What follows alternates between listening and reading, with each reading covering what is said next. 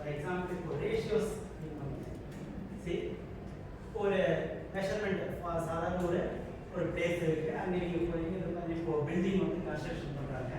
So building construction பண்ணுறதுக்கு நம்ம மெயினாக வந்து பார்த்தீங்கன்னா பீம் பில்லரில் வந்து நம்ம என்ன பண்ணணும், ஃபஸ்ட் நம்ம பார்த்து போகணும். ஃபஸ்ட்டு வந்து நம்ம அண்டர் கிரவுண்டில் ஃபஸ்ட்டு ஒரு ஸ்ட்ரக்சர் வரையும் எப்படி வந்து இந்த பில்டிங் கட்டலாம் அப்படின்னு. ஸோ ஒரு சாதாரண பிளேஸ் நீங்கள் பார்த்த உடனே நீங்கள் ஜஸ்ட் ஃபார் பிளேஸில் வந்து நீங்கள் அந்த பிளேஸில் நீங்கள் செக் பண்ணி இப்போது உங்களுக்கு என்னென்னா இப்போ ஒரு ஓஷன் இருக்குது, இல்லைன்னா ஒரு சின்ன என்ன சொல்கிறது ஒரு பிரிட்ஜு கட்டணும். ஃபார் எக்ஸாம்பிள் ஒரு பிரிட்ஜ் கட்டணும். ஸோ இந்த பிரிட்ஜு வந்து இப்போது என்ன பண்ணால் அது எந்த இடத்துலையுமே கிரவுண்டில் வந்து எங்கேயுமே வந்து டச் ஆகும். மேலே வந்து இந்த பிரிட்ஜு கட்டணும். ஸோ இந்த பிரிட்ஜு கட்டும்போது நீங்கள் இப்போது எப்படி வந்து அந்த எதையுமே நம்ம வந்து அந்தளவுக்கு அக்யூரேட்டாக நம்ம மெஷர் பண்ண முடியாது. ஏன்னா வந்து பிரிட்ஜுக்கு மேலே இப்போ ஃபார் எக்ஸாம்பிள் இங்கே 1 கிலோமீட்டர் அப்படின்னா ஒரு இந்த சிவில் இன்ஜினியர்ஸ் வச்சுருப்பாங்க இல்லையா, அந்த மெஷின் இருக்கும். அதை வச்சுனா அந்த 1 கிலோமீட்டர் அப்படின்னா அவங்க கரெக்டாக என்ன பண்ணுவான், அதை போய் மெஷர் பண்ண முடியும். That is the procedure. ஒரு ரோட் போடுறதா இருந்தாலும் சரி, வாட் எவர் திங்ஸ். ஸோ இப்போது பிரிட்ஜு கட்டணும். See just imagine that how you construct the bridge. First of all எப்படி நம்ம ஒரு பிரிட்ஜை கன்ஸ்ட்ரக்ட் பண்ண முடியும்? ஃபர்ஸ்ட் அந்த பிரிட்ஜோட மெத்தட் இப்போ இந்த லெவலுக்கு தான் போகணும். வாட்டரோட லெவல் வந்து லெவலுக்கு மேலே ஒரு 50 ஃபீட் ஹைட்டில் வந்து நம்ம இப்போ கட்ட போகிறோம். ஸோ எப்படி நீங்கள் மெஷர்மெண்ட் எடுக்கிறீங்க, எப்படி நீங்கள் அந்த பிரிட்ஜை கட்ட முடியும் அப்படின்னு ஹவ் யூ இமேஜின் சொல்லுங்க பார்த்து. ஜஸ்ட் என்ன பண்ணியிருப்பாங்க, அந்த பிரிட்ஜு கட்டணும். ஸோ நம்ம நார்மல் பிளேஸாக இருந்தால் நீங்கள் மெஷர்மெண்ட் எடுப்பீங்க, ஃபீட் எடுப்பீங்க, இது எடுப்பீங்க, ஜஸ்ட் யூ கன்ஸ்ட்ரக்ட் வாட்டர். இப்போ நீங்கள் பிரிட்ஜு கட்டணும். பிரிட்ஜ் வந்து அண்டரில் வாட்டர் வாட்டர் லெவல் மெஷர் பண்ணி நீங்கள் ஒரு பிரிட்ஜு கட்டணும். இது எப்படி நீங்கள் கட்டுவீங்க? How can it's possible? பிரிட்ஜுக்கு அப்படி சாதாரண பீம் பில்லர் கேள்விப்பட்டிருக்கீங்க. So construction is very important. So இப்போ நீங்கள் அதே மாதிரி தான் பில்டிங் கட்டும்போது it's main is the pillar. ஏன்னா பில்லருங்கிறது நம்ம எந்த அளவுக்கு நம்ம பேஸ்மெண்ட் போடுறோமோ அந்த அளவுக்கு வந்து பில்டிங் வந்து ரொம்ப ஸ்ட்ராங்காக இருக்கும். புரியுதா இல்லையா? ஸோ இப்போ நீங்கள் அந்த பேஸ்மெண்ட்டே போட முடியாது இல்லையா? சார் ஃபார் எக்ஸாம்பிள் நீங்கள் ஒரு இடத்துல வந்து பேஸ்மெண்ட் போட்டால் தான் அதோட பில்டிங் வந்து ஸ்ட்ராங்காக இருக்கும். தெரியுமா தெரியாது? ஸோ இப்போ அந்த பில்டிங்கே பேஸ்மெண்ட்டே போட முடியாது. எப்படி பேஸ்மெண்ட் போடுவீங்க? ஸோ எப்படி அந்த பில்டிங் வந்து ஸ்ட்ராங்காக இருக்குன்னு ஹவ் யூ பிலீவ்? எப்படி அந்த பில்டிங் ஸ்ட்ராங்காக இருக்குன்னு சொல்லுங்க.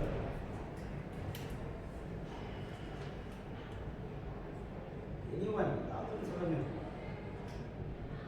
எப்படி அந்த பிரிட்ஜ் உங்களால் கட்ட முடியும்னு நினைக்கிறீங்க? How you imagine that? பேஸ்மெண்ட்னா இட்ஸ் வெரி இம்பார்ட்டன்ட் ஒரு பில்டிங்கில். ப்ராப்பரான ஒரு பில்டிங்கான ஸ்ட்ரக்சர் டிசைன். அந்த பில்டிங் ஸ்ட்ராங் லெவலே வந்து அதோட பேஸ்மெண்ட் இருக்குன்னா இப்போது பைசா கோபுரம் இருக்கு இல்லையா, எதனால் அது வந்து கொஞ்சம் சயின்டிஃபிக்காக அது எதை வச்சு அவங்க இது பண்ணாங்க, அதோட பேஸ்மெண்ட் ரொம்ப கொஞ்சம் வீக்காக இருந்துச்சுன்னா கண்டுபிடிச்சிருக்காங்க. ஸோ இப்படி இருக்கும்போது நீங்கள் அந்த பிரிட்ஜை வந்து எப்படி நீங்கள் கன்ஸ்ட்ரக்ட் பண்ண முடியும்? ஸோ இன் திஸ் கேஸ், இந்த கேஸ் ஸ்டடியில் இது ஆக்சுவலாக it's a very big process. இது ஒரு ரொம்ப பெரிய ப்ராசஸ். உங்களுக்கே நல்லா தெரியும், ஒரு பிரிட்ஜ் கட்டுறது இட்ஸ் வெரி பிக் ப்ராசஸ். இப்போ அந்த ப்ராசஸ்க்கும் ரேஷியோஸ்க்கும் வாட் ஆர் த கனெக்ட் அப்படின்னு பார்த்தீங்கன்னா it's very simplest one.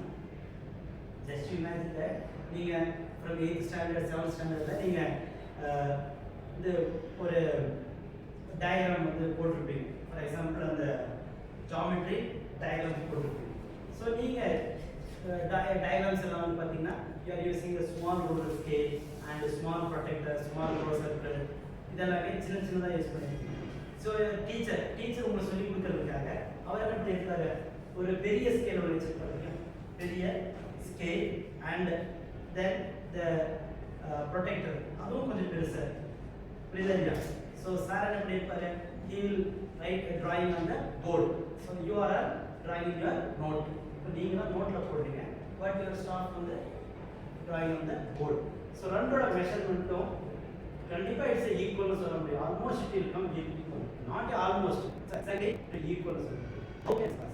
So இப்போ அந்த ரேஷியோஸ் இது எதுக்காக ஈக்குவலாக இருக்கும் அப்படின்னா, சரி எப்படி அதை வந்து நீங்கள் just you are drawing the note.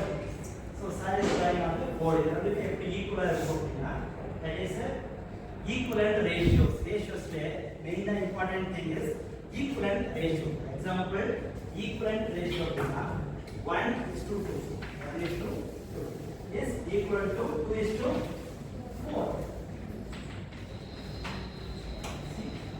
2:4.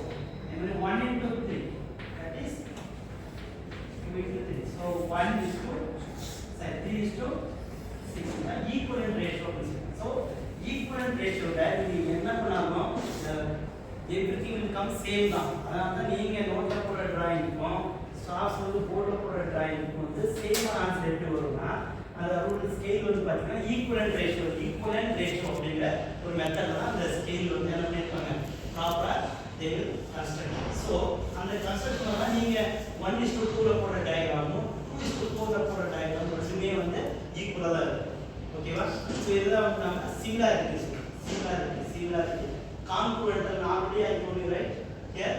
So இந்த similarity எப்படி இருக்கும் அப்படினா 2:1 ratio அப்படினா சோ இதுக்கும் அந்த bridge கட்டுறதுக்கு என்ன சார் சம்பந்தம் அப்படினா ஃபர்ஸ்ட் வந்து அவங்க என்ன பண்ணுவாங்க மாடல் bridge வந்து ஒன்னு கட்டுவாங்க first they will construct a model bridge. So model bridge பாத்தீங்கன்னா they are using the very lowest ratio. The lowest ratio தான் அவங்க யூஸ் பண்ணினா ஒரு சின்ன கன்ஸ்ட்ரக்ஷன் பண்ணி they are build the bridge.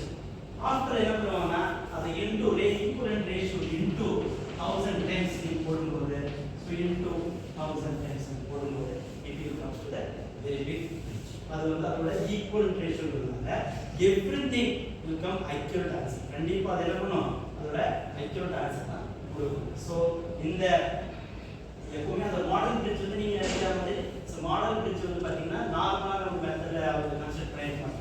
கிட்டத்தட்ட அந்த பியூர் அந்த கட்டற அதே bridge தான் வந்து அவங்க சின்ன மாடலா பண்ணிருப்பாங்க. சோ அந்த மாடல் என்ன பண்ணுவாங்கன்னா